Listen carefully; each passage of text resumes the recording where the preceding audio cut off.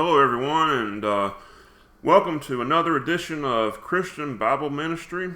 It has been a few weeks since the last episode, and I admit to taking some time to see what the Lord wanted me to talk about.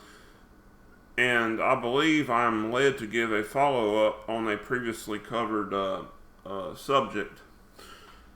Some time ago, we covered the issue of divorce and remarriage. And I believe some of what is going to be discussed here today was briefly covered in that segment. But I am, I believe, led to expand on it. I have decided to revisit this subject again due to the fact that I seem to be encountering some belief that a person has to do what is right for them with regards to their marriage/divorce.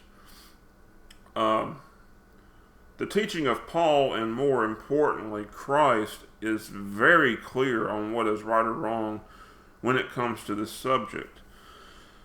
Jesus Christ himself tells us himself that the only reason God allows for a divorce between two believers is what he termed fornication,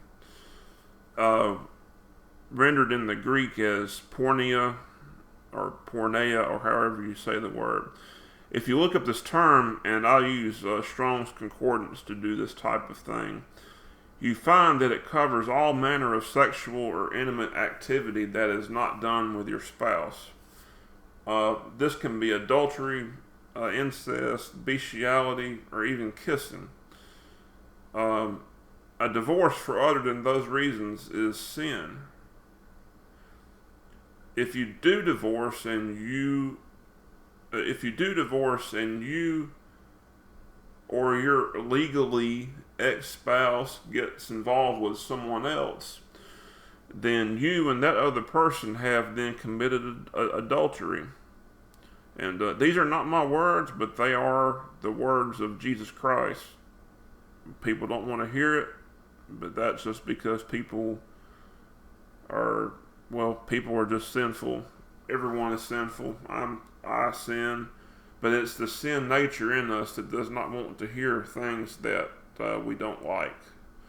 And again, these are not the words of me, of myself. These are the words of God, straight out of the mouth of Jesus Christ.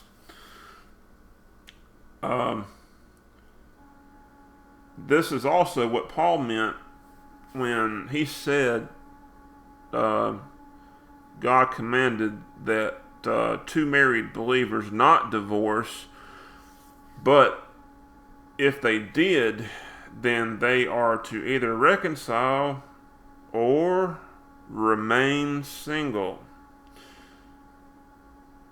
I think this is in 1 Corinthians chapter 7, verse 10 through 11, or it might be 2 Corinthians 10 and 11. But yes, it's very clear what Paul says. He is kind of expanding a little bit, or basically restating what Jesus said about the issue. If a person gets a so-called legal divorce because they are just not getting along with their spouse, they're arguing, there's just conflict, not talking about abusive behavior here, but just, how do you say it? One way of saying it is you're just not clicking, as I've heard people say. That is no good reason for a divorce. So if you get that, then because of that reason, and you want to go and look for someone else, then you're in the wrong on that. And in Malachi 2:16, God tells us what he describes the nature of this type of event when he says that the husband who hates and divorces his wife does violence to her. You're supposed to help and support You know, a husband is supposed to protect his wife. A wife is supposed to support her husband. So you're basically doing the same thing. You're supposed to do the same thing for each other. A husband is supposed to protect his wife, and the wife is supposed to help her husband. In other words, protect her husband. I could say that. It does violence to him. And when you married that person, you did not take a vow to do violence to that person. You took a vow to do what it took, to do what it takes to be sure that they have what they need.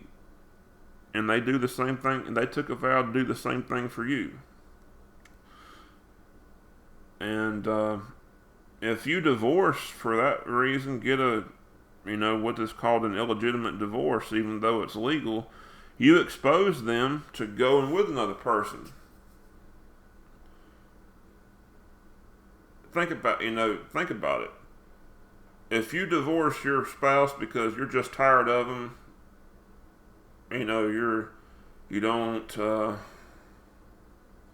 don't agree with each other like you're supposed to, you argue or whatever. Again, I'm not talking about abusive behavior, but just not getting along with each other. Then you expose that person to the temptation to go be with somebody else because you're not there to meet their needs anymore. Their emotional or sexual needs. So they're going to be tempted to go find somebody else to try to fill the hole which you left, which you shouldn't have left. And if they do that, then they, as well as the person that they get involved with, are also guilty of adultery. And you share responsibility for that because you caused them to be in that position. They've made the choice to do that, but you put them there in that spot. And I will stop here for a second, and I will say that I will not cover the issue of domestic abuse here because, hey, obviously no one should stay in that situation. And I think a good case can be made that the abuser is not a Christian and has, by their unrepentant behavior, abandoned the believing spouse. But that is not for me to decide.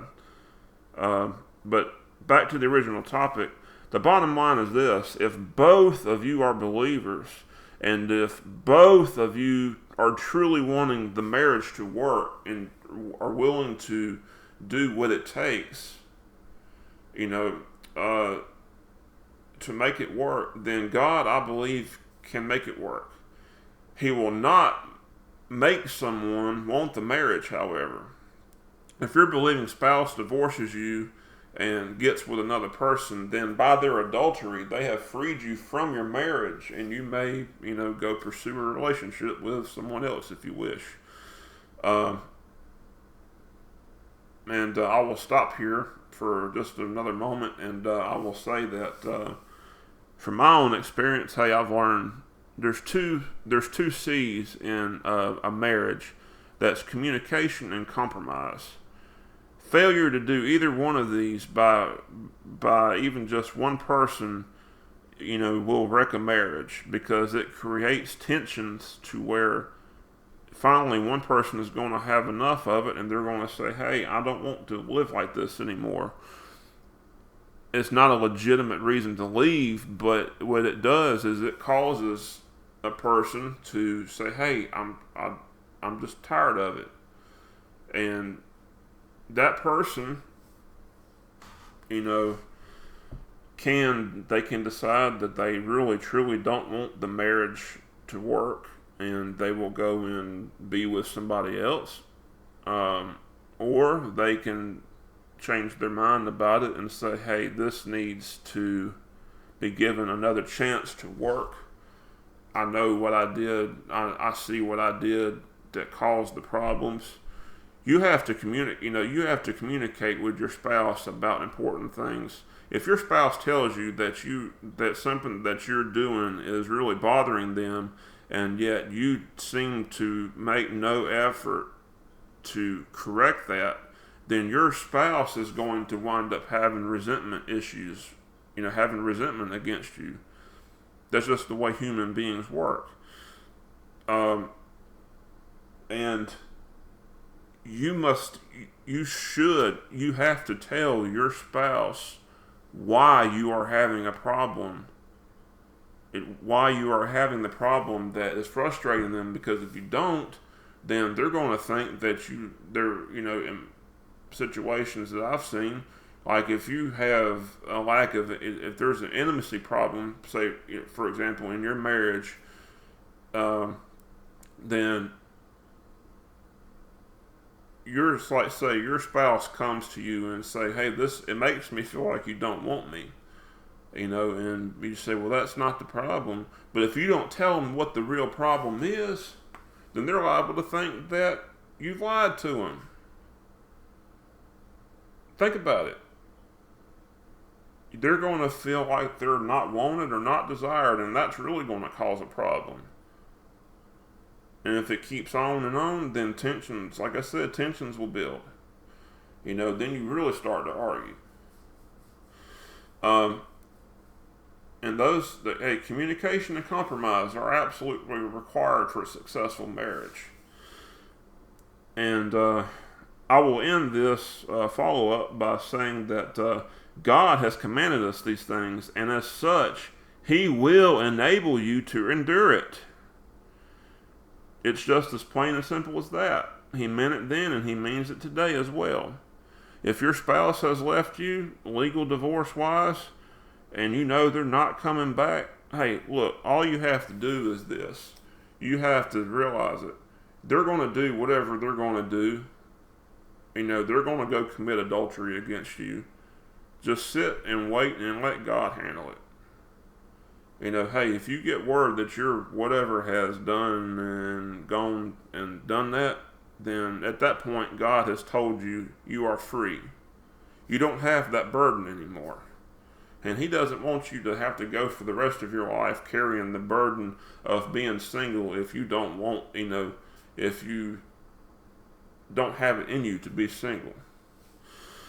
So anyway, I hope this has been a blessing to you, and I hope you've learned from it. And I look forward to joining you all for whenever the next edition of the Christian Bible Ministry is. And I hope you all have a blessed day.